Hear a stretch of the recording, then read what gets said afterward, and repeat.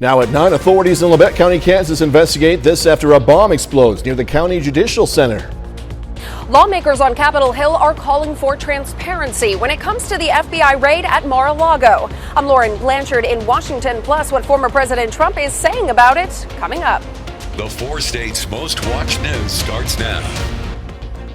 Thank you for joining us tonight. I'm Jordan Abbey. Authorities say a 3-year-old girl who was found unresponsive in a hot vehicle in Carthage Friday has died. Police say the child had died at a Springfield hospital over the weekend. Officers last Friday responded to a home on the 100 block of North Maple in Carthage.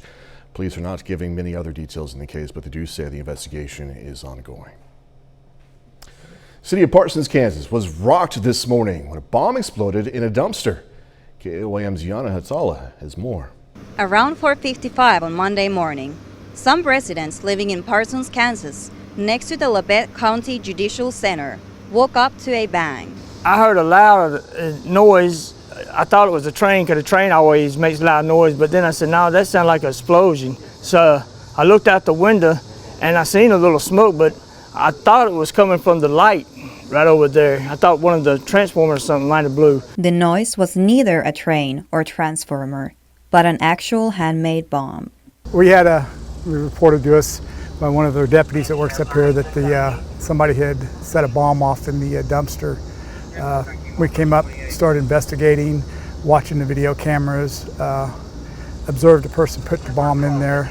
The 63-year-old man from Parsons, who was not a new face to the police, was arrested later on and is in custody.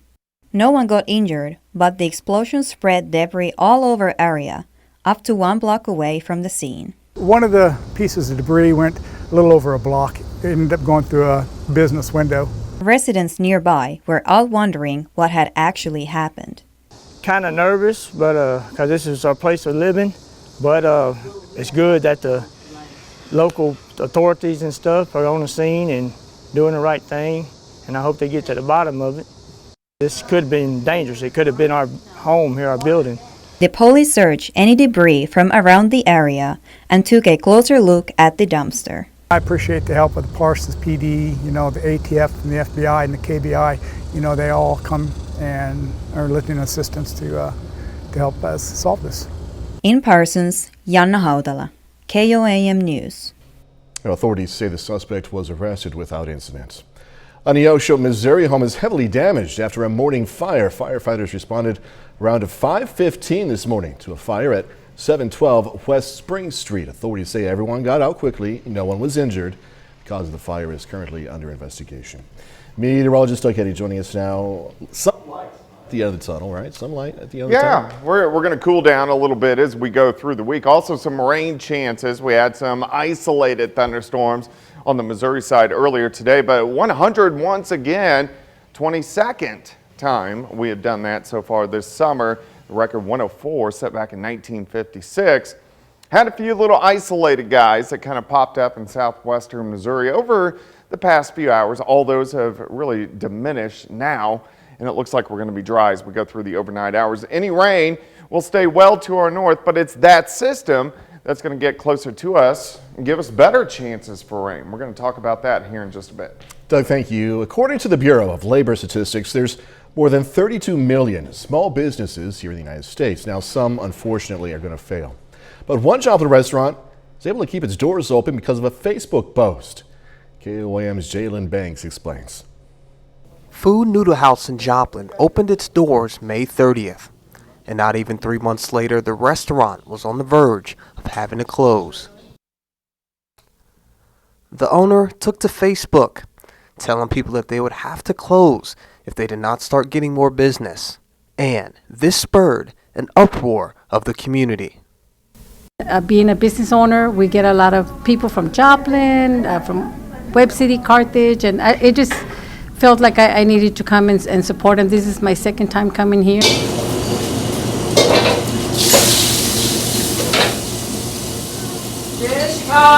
Liang Zhu Li, the head chef and owner of Food Noodle House, has lived in the U.S. for the last 4 years, and he was a chef in China for over 30 years. And he says he appreciates the community support. He said he's very grateful to his friends in the United States. He's very grateful and will definitely make the dishes better. He just wants to thank everybody so much for being the best. According to LendingTree, 22.9% of businesses close within their first year being open in Missouri, which is above the national average. And if the community keeps supporting the Noodle House in this way, that number won't even be a factor. In Joplin, Jalen Banks, KOAM News. To find business statistics on the 4 states, just go to our website, KOAMnewsnow.com. Speculation continues over what was in those boxes agents recovered from former President Donald Trump's Mar-a-Lago home. Now, bipartisan lawmakers want a briefing on what happened as residual threats against law enforcement have ramped up. Fox's Lauren Blanchard has more now from D.C. Although we got to see the search warrant and property receipt for the Mar-a-Lago raid on Friday, the affidavit, which would outline why it was needed, remains sealed. Lawmakers on Capitol Hill want to know what was in the 11 sets of classified information taken by agents in that early morning raid at the home of a former president. I've encouraged all of my colleagues on the left and the right to reserve judgment and not get ahead of yourself because we don't know what that document contains. In a letter to the Director of National Intelligence and the Attorney General, Republican Senator Marco Rubio and Democratic Senator Mark Warner want more transparency from the Justice Department.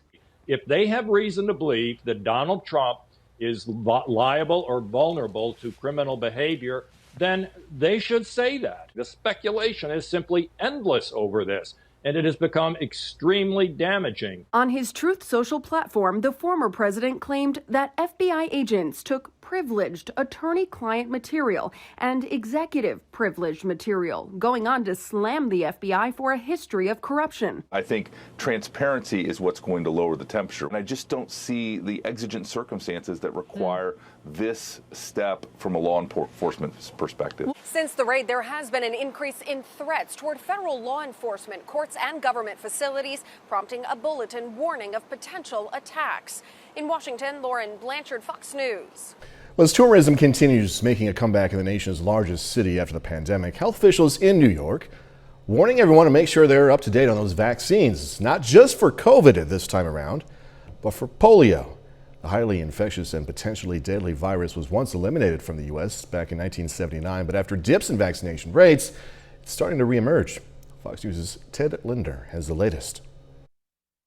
Health officials in New York warn that polio could be spreading across the Empire State after confirming the virus that causes it was detected in New York City wastewater on Friday. This comes after the first U.S. polio case in almost a decade was reported in nearby Rockland County late last month after an unvaccinated 20-year-old man contracted the virus and suffered paralysis. While most people who contract polio are asymptomatic, in severe cases it can cause paralysis, which is what happened to this individual who was not vaccinated. The virus was also recently detected in wastewater in Orange County, New York, north of Rockland County. Both counties have lower rates of childhood polio vaccinations than surrounding areas. New York State's health commissioner now urging every adult and child, especially those in the New York metro area, to get immunized against polio if they aren't already. The CDC says the virus is highly contagious, with roughly 1 out of 4 infected people developing flu-like symptoms.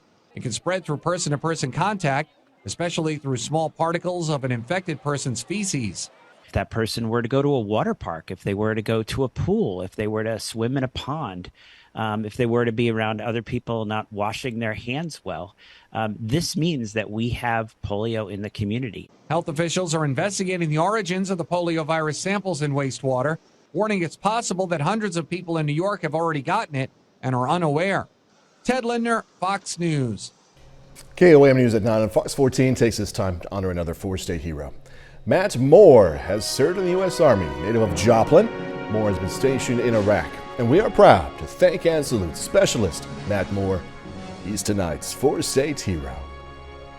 Doug Hedges next with a complete look at the forecast, and later it's the opening day of high school football practice in southeast Kansas. Going to hear from the Pittsburgh Purple Dragons and Frontenac Raiders in sports.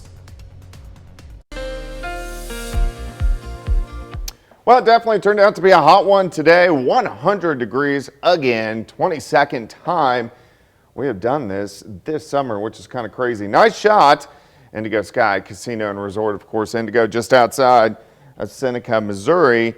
Had some isolated little thunderstorms this evening, mainly on the Missouri side. Besides that, most of us ended up dry. All right, about halfway through this month, and again, past couple days, 100 degrees. I think we're going to cool down a bit as we go through this week, which is great news. We're getting a little bit tired of the extreme heat. Look at our temps, mainly low to mid 80s, southwestern Missouri, and then still actually pushing 90. Once you get out across southeastern Kansas, here's 7th in the range line, currently outside, sitting at 88 east, northeasterly winds. They're fairly light, 5 to 10. Humidity is at 51%. And any isolated thunderstorms we had earlier, these are gone. We've lost the heating of the day. You can see them kind of fire up southwestern Missouri a little bit earlier this evening, and then that's it. So those are gone. We don't have to worry about those. Showers, thunderstorms well to our north, Nebraska, Kansas, northern parts of Missouri. This is where most of this is going to be tonight, but it's this system that is heading toward us, and it's going to up our chances for rain as we go through the next couple days. All right, let's go through time for us tonight. Looking okay, not too much going on. You can see the thunderstorms just northeast of the region. Some of these could clip our northern counties during the morning hours. So don't be surprised if you get an isolated shower or a quick little thunder shower tomorrow evening, but tomorrow morning, the better shot's going to be tomorrow afternoon. Let's go to 3:30 in the afternoon. Scattered thunderstorms starting to pop up across the region. The areas that do actually get some rain, some of those storms could be fairly strong and drop quite a bit of rain. Now, I still think we're going to go into the upper 90s for highs, 92 by noon, high temp at 98. However, if you live in our northern counties, you will not make it. You probably will stay in the 80s throughout the daytime hours. Showers, scattered thunderstorms continue tomorrow night. I think tomorrow night's going to be our best shot for more widespread rain, lasting into Wednesday morning as this whole system sinks through, and then it's pretty much out of here, and then temperatures look pretty good by the time Wednesday afternoon rolls around. So it's hard to pinpoint down how much rain just because these are going to be scattered. This isn't a line of rain that drops an inch of rain. They're going to be very hit and miss. The areas they hit, we should get half an inch to an inch, I'd say on average a quarter to a half an inch across the region. Our best chances for rain, they'll start to creep up tomorrow morning, just kind of hit and miss through the afternoon, and then tomorrow night is when our best shot for at least widespread showers and thunderstorms will occur, and then they'll taper off by Wednesday morning. 98 tomorrow, 80, that's it, Wednesday. 87 on Thursday, a pretty good day. 92 on Friday, additional rain chances right back in by the time we head into the weekend. There is one person who's not sick of the heat at all. Guess who that person is? Mm-hmm. Oh. She's smiling at you right there. Yeah. The awesome camera operator. She's from Brazil, by the way. Yeah, she likes the heat. So she's like the heat. Meanwhile, I'm from Canada, so. Not so much. Not so much. See you in a little bit. Thanks so much, Doug. Coming up, a growing problem for more schools. As students head back to school, local classrooms nationwide are struggling with a lack of teachers. I'm Malva Rivera in Washington with what education experts say are behind the shortages and how to address them. Kraft Heinz issuing a voluntary recall for its Capri Sun wild cherry flavored juice drink. Okay, wild cherry flavored juice drink. The company says the product may contain a diluted cleaning solution that's used on food processing equipment. Kraft says it was inadvertently introduced in a production line at one of its factories. Company leaders said figured out the error after receiving several complaints from customers about the drink's taste. Kraft Heinz said they're working with retailers to remove potentially affected products from circulation. Products affected have a best when used by date of June 25th, 2023. Kraft Heinz said any customers who purchased the items should not consume it, obviously, and return to the store for reimbursement. It's first day of school. It's a national look here. Okay, it's first day of school for many students, or it's going to be soon from a national perspective. But where are all the teachers? Many local classrooms are struggling with staffing shortages after 2 years of pandemic-induced upheaval. While there are plenty of reasons behind the problem, solutions are elusive. Fox News correspondent Madeline Rivera reports from Washington. If Dawn Lucas, a teacher in Alexandria, Virginia, could grade her last school year, there would be no question. This particular school year has probably been one of my most challenging. And she's not alone. The Bureau of Labor Statistics reports there are more than 386,000 teacher vacancies nationwide. That's up from 100,000 10 years ago. Resignations account for 51% of the vacancies. Dr. Kevin Leichman left his job as an English teacher in South Florida. If I stayed an extra year, I would have been bankrupt. And I was that close. So I had to leave. Low pay isn't the only issue. 61% of public schools with at least one vacancy identified COVID policies as the reason why teachers are leaving. But problems existed before the pandemic. Oversized classes, being underpaid, it's a lot to shoulder. To entice people to join the profession, some schools like those in the Manitowoc Public School District in Wisconsin are offering $5,000 sign-on bonuses for new teachers. Others, like Fairfax County Public Schools in Virginia, boosted staffing in part by starting a program that allows teachers to start teaching even as they work to get fully licensed. As she turns the page and begins a new school year, Lucas says she stays motivated by reminding herself why she started teaching in the first place. We really do hold the future in our hands. Education experts say to attract more high-quality teachers, school boards and legislatures must enact a broad range of policies that include pension reform and making staffing decisions based on teacher competence and not seniority. In Washington, Madeline Rivera, Fox News. Still ahead, 1 year later. What Afghanistan looks like 1 year after American troops left and the Taliban seized control. I'm Trey Yingst in Kabul. I've got the details coming up. The U.S. Department of Labor wants to fine Dollar General more than $1 million for workplace safety violations. Now, according to the department, federal inspectors found violations at 3 Georgia stores in particular, including a blocked exit route, dangerously stacked merchandise boxes, and hard-to-access electrical panels.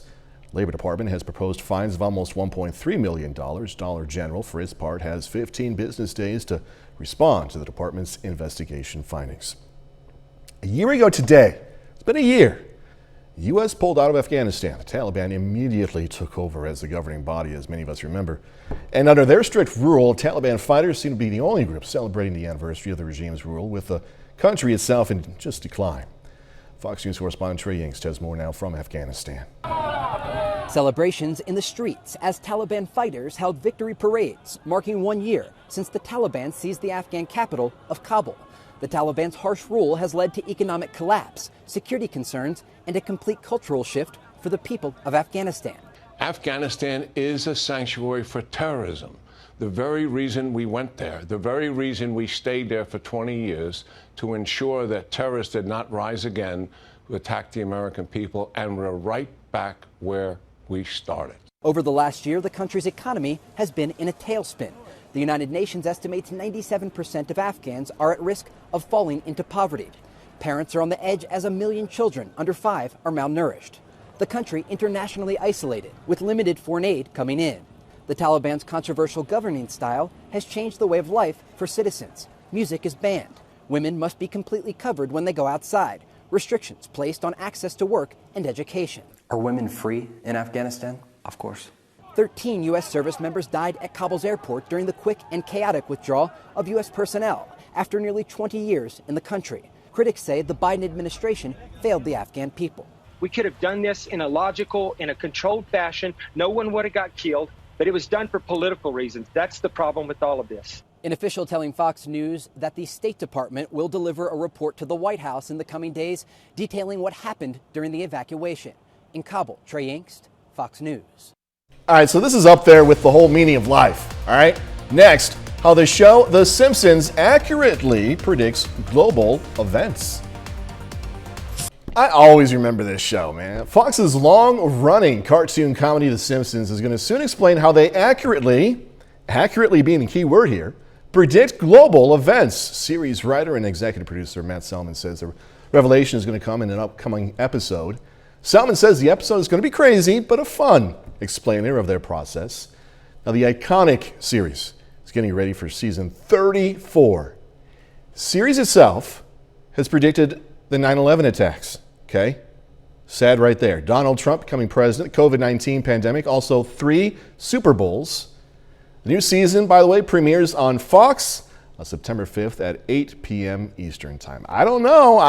I'm kind of optimistic myself, you know, how much of a explainer this is going to be, but they're onto something with predicting the future. They're onto something. Might be luck, but they're onto something. All right, Ring doorbell cameras have a knack for recording some of the most viral videos online. So Amazon, which owns Ring, has decided to take the best of them and create a new TV show. Man, look at that. That's being described as similar in concept to America's Funniest Home Videos. The half-hour show is going to be called Ring Videos and is going to be produced by MGM Studios, which is also owned by Amazon. I didn't see many funny videos there, so we'll just have to, you know, take their word. It's funny stuff. 30 more minutes, news, weather, and sports coming away. Joplin city officials discuss new ways to pay for extra funding for the police and fire departments.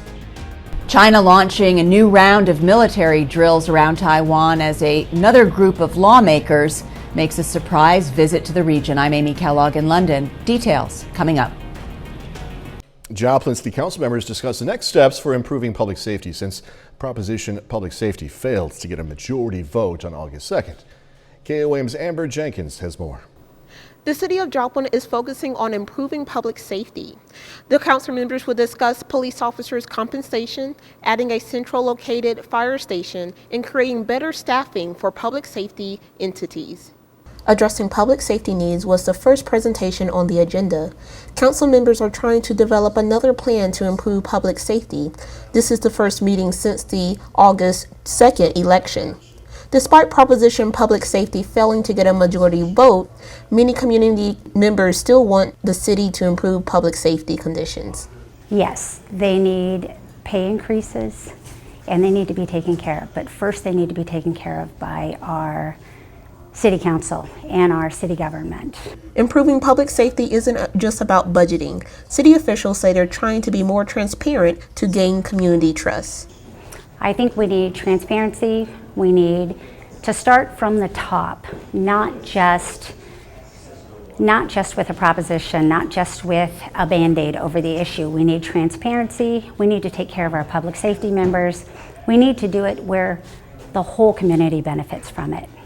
Community members are urging the city to consider getting an unbiased audit to increase transparency to the public. The only way they're really going to truly gain the trust is, and they're going to speak about an audit, I really think they need a forensic audit. I've spent the last week going through some of the accounts, and it's really unnerving, but that's something they're going to have to discuss and figure out. Building a plan to improve Joplin public safety is an ongoing discussion between the city and the community members. Reporting in Joplin, Amber Jenkins, KOAM News. Voters from the last election expressed a lack of trust in the city government when dealing with public safety. McDonald County school officials focused on safety during a back-to-school event today. Today was the first day for the teachers, so they were trained on new security procedures. They met the district's 2 new resource officers, also went through some active shooting training, something that has to be done in today's age, right? The district is also looking to add new cameras in all buildings, keyless entry devices on exterior doors, signage, and new fencing in certain areas. Kids in Pittsburgh got a chance to look good ahead of the coming school year. Today, the Victory Life Church hosted a back-to-school event at Kittyland in Lincoln Park in Pittsburgh. The event featured free haircuts, backpacks, and school supplies. Other activities included dunk-a-cop, face painting, and bucket truck rides. What makes it work is we don't have any strings attached. It's just simply we try to take the community, we love them, business support. We don't have any strings, and people know it and they appreciate it. The event was for students in pre-K through high school. All right, so humans, just a friendly reminder here. Right? Humans aren't the only ones who enjoy swimming, right? Doggos were invited out today to the Pittsburgh Aquatic Center for the last day the water park is open for the season. Dogs were able to socialize with each other too, okay, in their doggy language, just like humans do at the pool. Well, I think it brings the community together, at least some of us.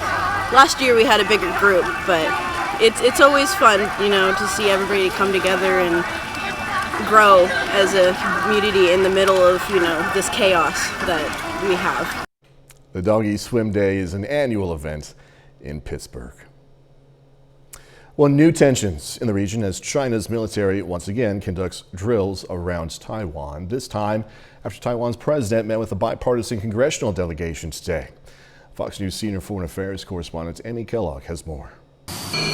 China holding more drills in the seas and skies surrounding Taiwan after the president of the self-governing island met with members of a bipartisan congressional delegation Monday in an unannounced two-day visit. The move, which comes nearly 2 weeks after House Speaker Nancy Pelosi visited Taiwan, threatens to renew tensions between Beijing and Washington. China responded to her visit by launching military exercises, including sending warplanes and Navy ships across the median of the Taiwan Strait. The communist country has long claimed Taiwan as its territory, despite the island being democratic and self-governed.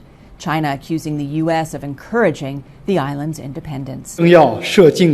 China will take resolute and strong measures to defend national sovereignty and territorial integrity. Senator Markey, how was the meeting with President Tsai? The 5-member delegation, led by Democratic Senator Ed Markey of Massachusetts, meeting with government and private sector representatives in an effort to reduce mounting tensions in the region. Also on the agenda, investments in Taiwan because of its crucial position for the international supply chain and global economy. At this moment of uncertainty, we must do everything we can to maintain peace and stability for Taiwan. According to reports, President Biden could have a face-to-face meeting with Chinese President Xi Jinping in November. Taiwan likely to be top of that agenda if the meeting does happen. In London, Amy Kellogg, Fox News. A bit later, technology bringing even more things to you. A new type of celebrity getting ready to take the world by storm. I'm Marianne Rafferty with a look at how pop stars are rising to fame in the metaverse and the future of virtual concerts coming up.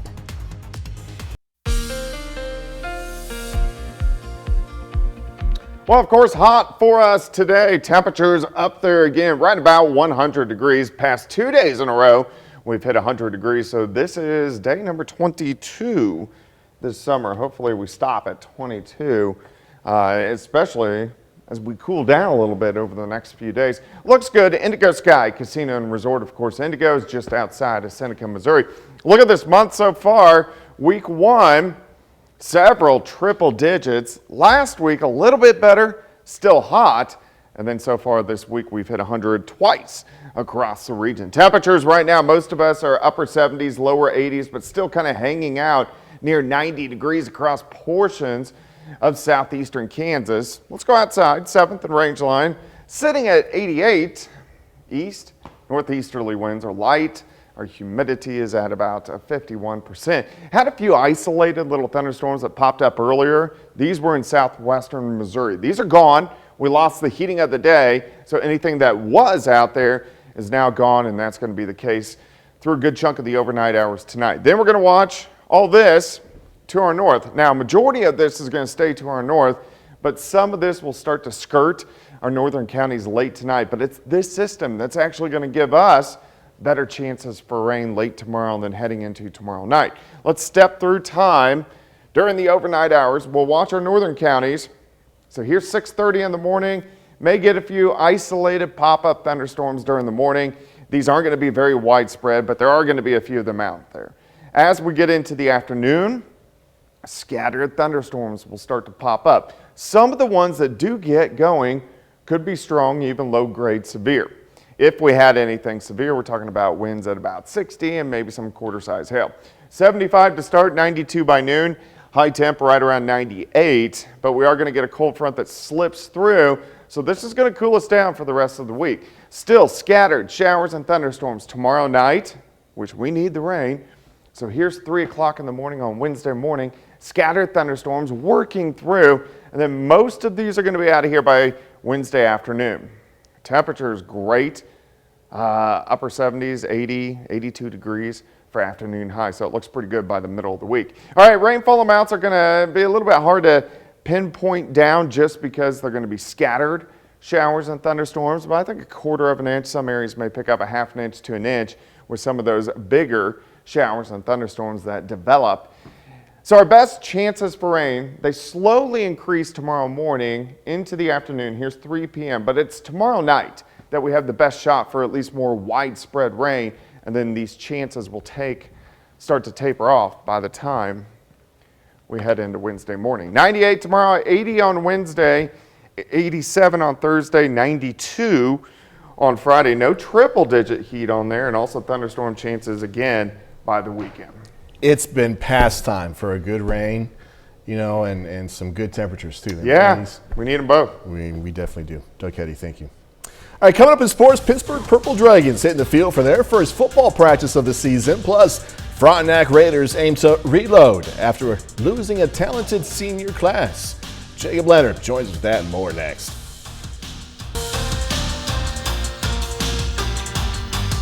Well, today is the opening day of high school football practice in southeast Kansas. The Pittsburgh Purple Dragons hit the field nice and early this morning for their first practice of the year. Now, Pittsburgh is entering their first season under head coach Josh Latimer. The Dragons were 6-4 overall last year, won a playoff game for the second straight season. Now, Latimer lists 4 starters returning on offense and 3 on defense, so the team will have plenty of new faces on the field this fall. Now, here's the team after practice, under their first practice under Coach Latimer.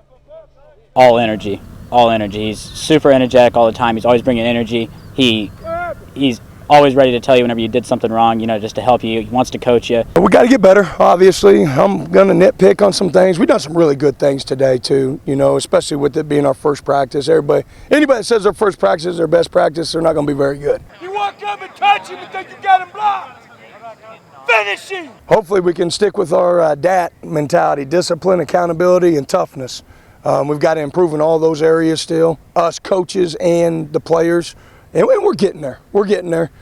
Sometimes as a coach, you always say trust the process, so I got to trust the process myself. The Frontenac Raiders got on the field this afternoon for their first practice of the season.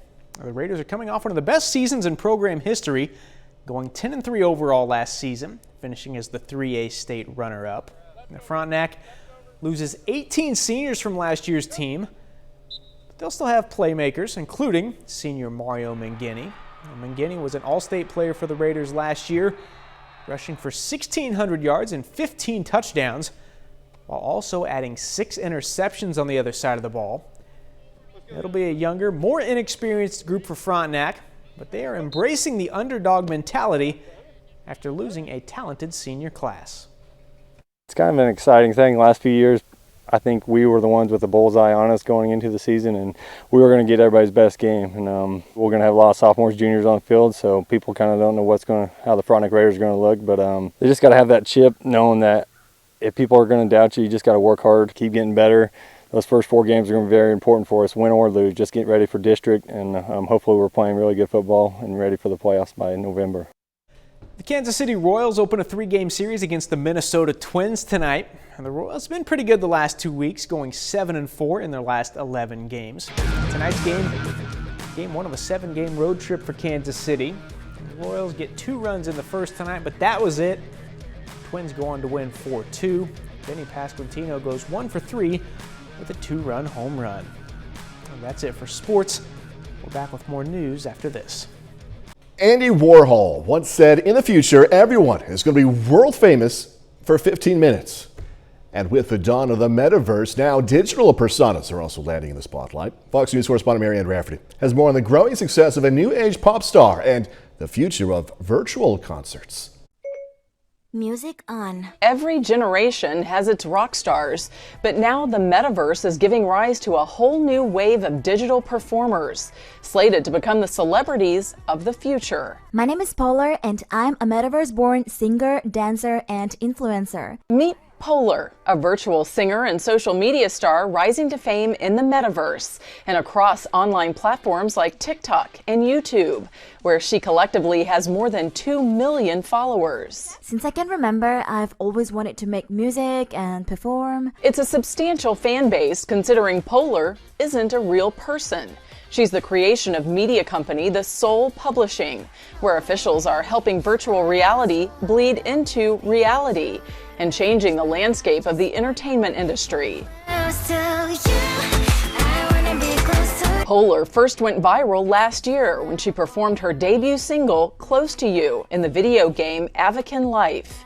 The pop star recently headlined that video game's music event called the Solar Sounds Festival, drawing huge crowds in the metaverse. I want to perform a live show in a real venue. But while her online presence continues growing, Polar is also focusing on conquering the real world, announcing goals of collaborating on music with Grammy Award-winning artists like Ariana Grande. Officials at the Soul Publishing say it may not be long until virtual stars like Polar are putting on concerts in real-life stadiums, pointing to ABBA's recent concert series where their holograms performed alongside a live band. Marianne Rafferty, Fox News. All right, coming up, tell you what's new to home entertainment. DVD, digital, and music releases this week include Prehistoric Giants, a masked-faced villain, a Grammy-nominated global superstar, and more. Here's Fox's Kristen Goodwin with the list of new releases.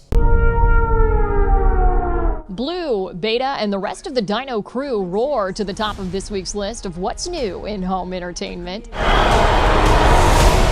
Jurassic World Dominion is the final film in the larger-than-life franchise and has earned more than $960 million at the global box office to date. Jurassic Park alums Sam Neill, Laura Dern, and Jeff Goldblum return to join Jurassic World leads Chris Pratt and Bryce Dallas Howard for an epic close. Would you like to see a magic trick? Ethan Hawke returns to the horror genre as an evil villain terrorizing a 1970s northern Denver town in The Black Phone.